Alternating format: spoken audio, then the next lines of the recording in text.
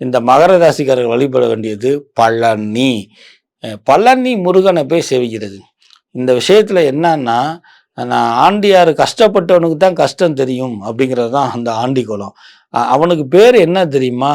பழனி முருகன் நம்ம சொல்லிட்டு இருக்கிறோம். தண்டாயுதபாணின்னு அர்த்தம்.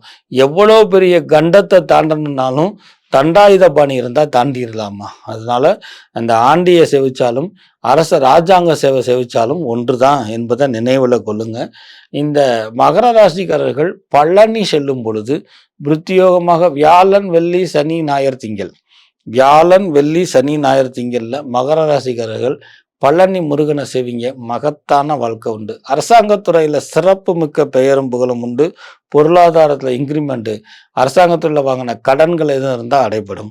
கலைத்துறையில் இருப்பவர்களுக்கு 2026 பிப்ரவரி 14க்கு மேலே தான் கலைத்துறையில் சிறப்பு பெறக்கூடிய காலகட்டம் நடைமுறைக்கு வருது. விவசாயத்துறையில் இருப்பவர்களுக்கு சீரும் சிறப்புமாக இருக்கக்கூடிய காலகட்டம். பெரியோர்களுடைய ஆலோசனை கேட்பது, வாக்கியா வரப்பு சண்டை, சின்ன சின்ன சண்டையெல்லாம் பெருசுபடுத்தாமல் இருந்தால் மனமும் அமைதிப்படும், உறவும் கெடாது, கால நேரமும் உங்களுக்கு கூடுதலாக சந்தோஷத்தை கொடுக்கும் என்பதை நினைவில் கொள்ளுங்க.